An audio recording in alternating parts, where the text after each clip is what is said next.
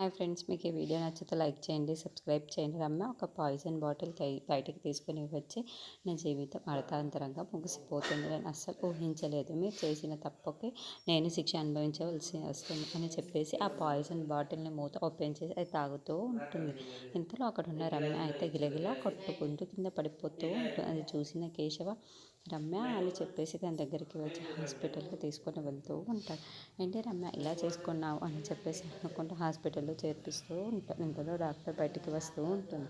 అది చూడగానే అక్కడ ఉన్న కేశవ్ అయితే ఏం జరిగింది, బాగానే ఉంది కదా రమ్య అని చెప్పేసి అడుగుతూ ఉంటాడు. ఆ మాటలు వినగానే అక్కడ ఉన్న డాక్టర్ అయితే రమ్యకి ఎలాంటి ప్రాబ్లం లేదని చెప్పేసి అంటూ ఉంటుంది. ఆ మాటలు వినగానే అక్కడ ఉన్న కేశవ అయితే ఒక్కసారి సంతోషిస్తూ ఉంటాడు. ఇంతలో అక్కడ ఉన్న రమ్య వాళ్ళ అమ్మ మాత్రం పాపకి తన కడుపులో ఉన్న బిడ్డకి ఎలాంటి ప్రమాదమైనా ఉందా అని చెప్పేసి అడుగుతూ ఉంటుంది.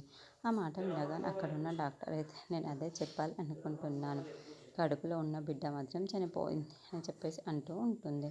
ఆ మాటలు వినగానే అక్కడ ఉన్న కేశవ ఒక్కసారిగా షాక్ అయిపోతూ ఉంటాడు. ఏంటి బిడ్డ చనిపోయిందా అని చెప్పేసి అనుకుంటూ ఉంటాడు. ఇంతలో అక్కడ ఉన్న డాక్టర్ మాత్రం అవును, ఆ పాయిజన్ తాగడం వల్ల తన కడుపులో ఉన్న బిడ్డ అయితే చనిపోయింది, పేషెంట్ అయితే క్షేమంగానే ఉంది అని చెప్పేసి అంటూ ఉంటుంది. ఆ మాటలు వినగానే అక్కడ ఉన్న కేశవ్ అయితే ఒక్కసారిగా షాక్ అయిపోయి బయటికి వెళ్ళిపోతూ ఉంటాడు.